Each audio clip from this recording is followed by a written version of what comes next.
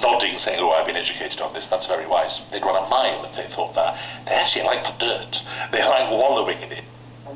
But the children's dramas of the early 90s found room for fantasy and escapism, as well as realism. The Demon Headmaster was the BBC's massively popular adaptation of a best-selling book by Gillian. Funny that you should all be so tired, so early in the afternoon. That's what he said before. What's going on? In it, an evil head teacher wages war against a brave band of inquiring schoolchildren. Trust me.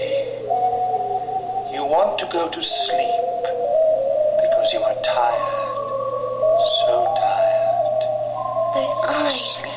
I can't. So sleepy. The world is full of dangers that children can't begin to understand. We're constantly warning children about dangers, and so I think things to do with supervillains or supernatural dangers and so on allow them to think about danger without having to confront how it might be really in their lives.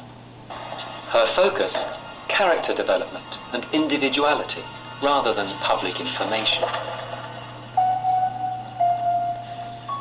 The headmaster doesn't recognise childhood as a state with any value at all. He thinks that learning is simply something that can be put into children. He doesn't see the learning process itself, or the development of character, or the development of individual judgment as being of any importance whatsoever. So now we know, hypnosis. The question is, what are we going to do about it? And how are we going to foil the demon headmaster? We need to find out what really happens in assembly. Can't you stay awake somehow? I tried that. It's always been my most popular book, and I've always felt that children responded to something in it. And I think it's partly to do with,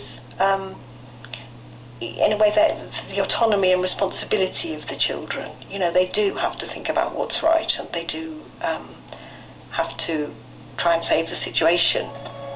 What's the matter with these kids? Why aren't they cheering? They can cheer if you want them to. Good grief, you've got them trained. Good job these bossy teachers aren't running the country, isn't it, folks? They'd soon have us organised. Nation of robots! You must be longing for some order after all this crazy mess.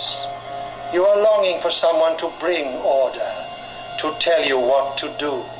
I think it's a very, very important part of education to teach children that authority does need to be questioned. I think authority does need to be questioned. There is plenty of evidence from all kinds of things, from the Mile High Massacre onwards, to show that